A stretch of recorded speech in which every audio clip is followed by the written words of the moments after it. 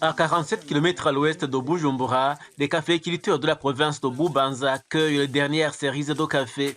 C'est le bouclage de la saison caféicole de l'année. À 70 ans, Gérard est caféiculteur depuis sa jeunesse. Pour la première fois de sa vie, le prix du café a doublé en une année. Cette saison, il sera payé 2800 francs burundais le kilo au lieu de 1380. Ce qui ne suffit néanmoins pas, dit-il. Compte tenu du lourd labeur d'entretien des caféiers, le septuagénaire pense que la revue à la hausse du prix du café devrait être plus conséquente.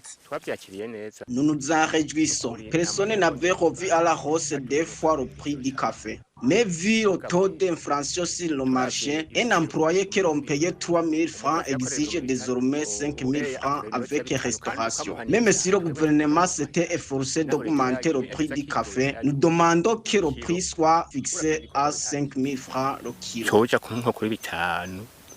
Le taux d'inflation auquel se réfèrent les caféiculteurs est passé de 45,5% en avril contre 41% en mars de cette année au Burundi. Les caféiculteurs restent toutefois optimistes pour un avenir radieux. Depuis l'âge de 8 ans, comme Gérard, Célestin vit de la caféiculture. À 58 ans actuellement, il reste convaincu que malgré l'inflation galopante, l'augmentation du prix du café est un pas vers le succès.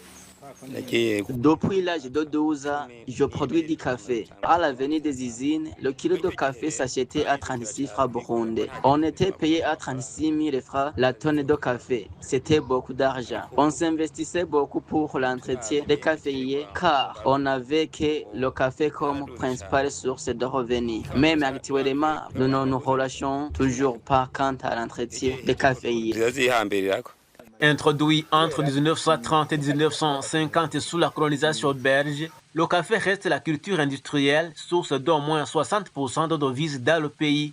L'évolution de la filière café, jusque-là moins rassurante selon les caféiculteurs, devrait connaître de réels progrès avec l'engagement du gouvernement et le traitement avantageux des caféiculteurs et l'extension du marché du café à l'international.